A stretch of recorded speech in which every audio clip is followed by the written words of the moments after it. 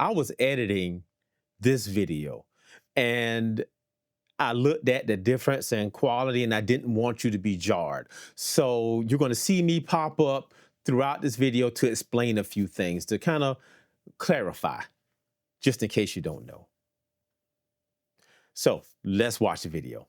So about a year ago, the Icefox company sent me this. And this is their action camera, the Icefox 4K.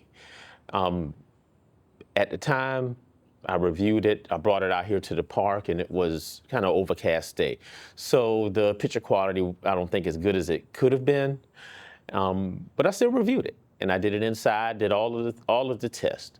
And I came up with the idea that this camera was good for beginners, good for a person who didn't want to spend $150, $200, $300 on an action camera.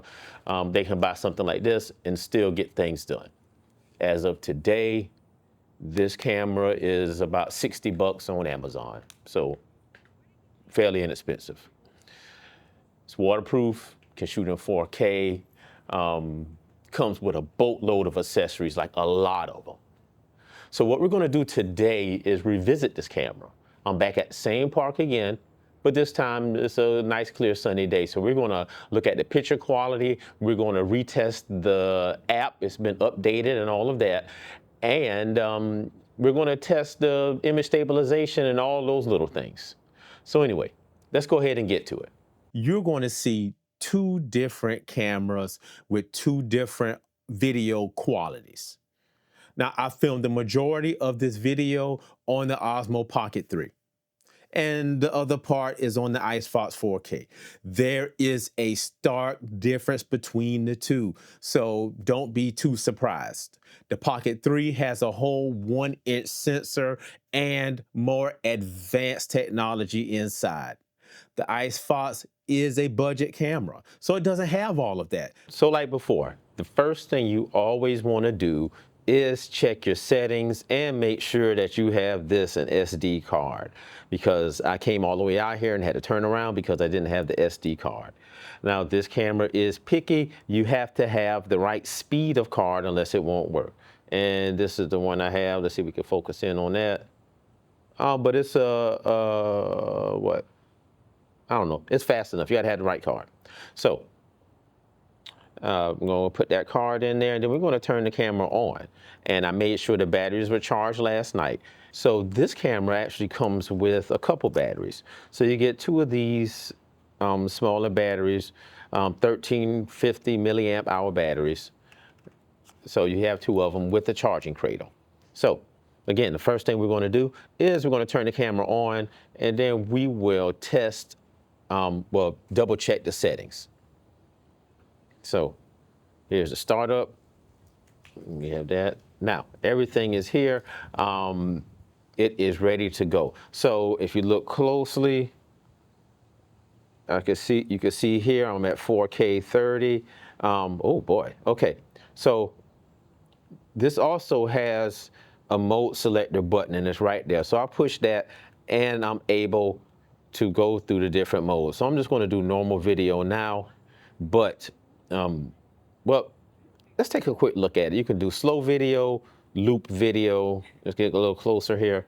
You can do normal, slow, loop video, time lapse, normal photo, auto timer, both photos, and time lapse photos. So for this, we're just going to do the normal video.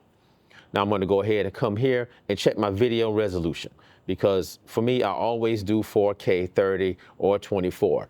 Remember, 60 is only if you want to do slow motion. So let's go back. Video quality, I always set that on high because I want the highest quality at all times. Okay, so those are the main things we want to check for, and the EIS is on, and that's the image stabilization software. And if you look, it is right there at the top. So let's go ahead and get started with this test. All right, so here's how this test is going to go. So first, I'm going to go ahead and test the image stabilization. So I'm going to put it on my selfie stick tripod thingy from Telesen. If you want to see that review, it is on my channel. I really like it, and it works with everything. So I'm going to use that, and we're going to do a vlog. We're going to walk and talk. While we're walking and talking, I do have my Rode Wireless Pro, but I'm going to record from this to test the internal microphones. Then after that, we'll see if it can take the Rode Wireless Pro as internal recording. We're going to go over there into the shade and we're going to do some low light tests.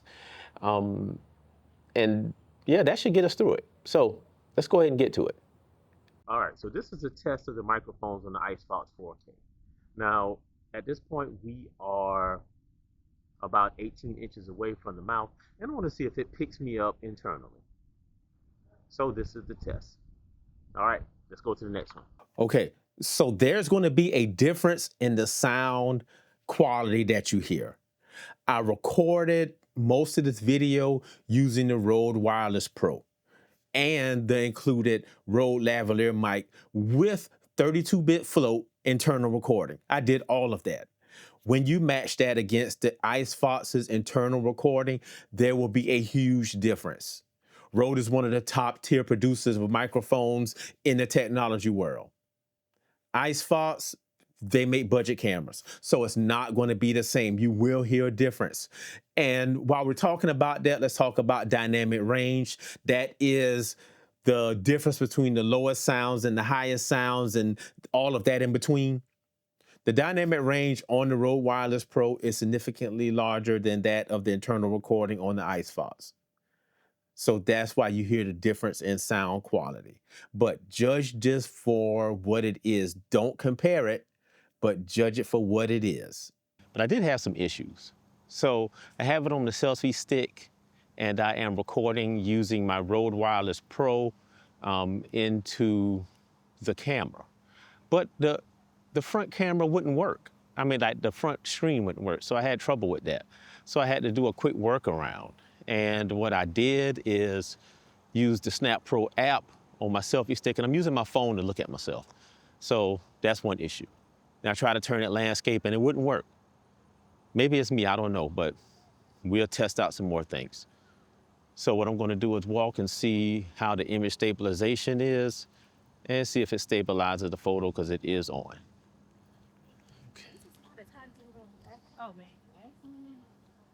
And I am doing an internal recording just in case this doesn't work, because I hate to have to do all this footage again. Okay. So the light, now the picture does look pretty decent with enough direct light. So that's not a bad thing. Now the image stabilization is off at this point. So you should see it shaking and moving around and doing all of those things. So what I'm gonna do is show you some images of where I am. So I'm gonna turn the camera around so you can see that. Okay, image stabilization. So in this video, you notice that when I have the Icefox, it still bobs around a bit when I'm showing it, like showing myself. This image stabilization is not at the level of a GoPro or the Action series. It's not a gimbal, so don't expect ultra smooth footage. But when you look at when I showed the horizon and where I was in the lake, it was fairly smooth. So maybe it works better like when things are not so close that maybe far off, it seems better. So this is image stabilization on. I am under a shade tree, but this is what you see. The color profile is set to normal, so I don't have it on vivid or anything like that. And I want you to see the image stabilization. So I'm walking normally. So what you're about to see is me going into a low light area. And more specifically, I'm going from a bright area to a low area. And this camera struggled with that. I had the ISO set on auto, but it took a while for it to kick in and adjust. So that's why I look really dark in the beginning, and then it adjusts a little more as we go on.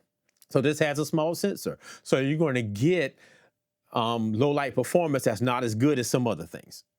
So this is us in low light. Everything is on auto, and it should be trying to change, but from what I'm seeing, this is looking extremely dark. So I need to go in the sun and get a more accurate picture. So let me step over here by the lake, and then we can talk about a few things. I am having an extremely difficult time trying to line this image up and center myself.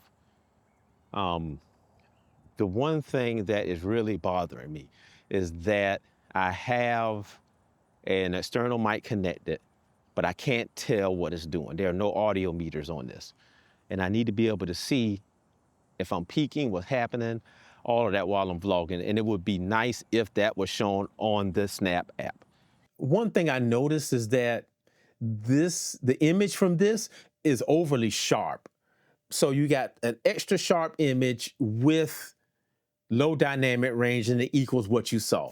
Now, my own opinion, I think they over sharpen the image because I really don't believe this is true 4K. I think it's an upscaled version of 1080p, and they add extra sharpening to make you think it's 4K. I mean, maybe so. I don't know. Maybe I'll ask them. If I did, they may not tell me. I don't know. But keep in mind, just learn all those things if you buy this camera. So here's what I learned about this camera. You need to know your settings. You have to know how to change the EV values, because in this video here, I had to change the EV down, the exposure value. I had to change it down so the picture will look halfway decent. So you need to go in and be an active participant in all of the settings when you use this camera, because if you set it on auto and you're going to different environments and things like that, it is going to struggle and you're going to struggle. So take the time to learn that if you get this camera, and go through it and set the different things and test them out, because you need to know that for your picture to look the best it can. So about a year ago, I reviewed this, the Icefox 4K. They sent me the camera, I tested it out. It jump-started all of this stuff that you see. People are still watching that video to this day. And what I said is that I thought it was good for people who were just starting out, who didn't have a lot of money to spend but wanted to get into content creation. So what I thought is that this was good for people who was on a budget. They wanted to get into content creation. They didn't have a lot of money. I mean, right now, this camera is about 60 bucks on Amazon, and it comes with a load of accessories. And I like that part about it. So I decided to bring it out and retest it in better conditions. When I tested it, it was an overcast day, so the images weren't as good as it usually could be, and I didn't have a lot of experience with the camera. So I'm here today, bright sunny day, I'm sitting in the shade. I tested lots of things. And I'm gonna be honest, I had to stop my test. I had to stop it because I turned this on and then the front screen here wouldn't work, so I couldn't see myself when I was shooting my video. So I decided, hey, let me go ahead and use my phone, so that way I could see using the Snap Pro app. And it worked for maybe about 10 minutes, 15 minutes. And it started to just disconnect itself. And it wasn't a distance issue, because in the last video, I went out a distance so I could see how far it would work. But now I just wanted to just use it. And it kept disconnecting, kept disconnecting. The app is updated, like all that is done. So it's a pain in the neck to work with. The auto ISO worked okay, but when I went from shade areas to sunny areas, it took a while to adjust. Low light performance, I had to go in and manually adjust the EV settings down or up to get the picture to look decent. So if you're going to set up somewhere, you need to go ahead and learn all of these settings, do all of that. Not sure about the audio. When I get back home, I'll go ahead and check the audio to see if I was able to use this wireless mic with that. So, but let me get to it. Should you even buy this? So I'm going to keep this the same. If you are on a budget and you don't have much money, but you want to do some stuff, you can buy this. Because if you are doing action-y kind of things and into all kind of stuff like that, this can take it. But I will tell you that the user experience and the image quality on your smartphone is way better. I would rather just use that, especially if you're just vlogging. But if you want an action camera, you can use this and all of the other things and you would be okay. But what's going to happen is once you start to use it, its deficiencies are going to pop up and you're going to get to the point to where you want to get something better. Now, this is what I suggest. I would buy one of these. This is a DJI Osmo Action 3, and you can buy one used, refurbished, 150 bucks. And if you're into GoPro, you can get a GoPro Hero 11, same price. But this one, 4K pictures, stupendous, image stabilization, all of the things. So that's my recommendation. Save your money. You're spending twice as much, but this will not leave you wanting for more. And while you're saving your money, use your phone. All right, so that's all I got for now. So I'll see y'all on the next one. I'm out. Peace.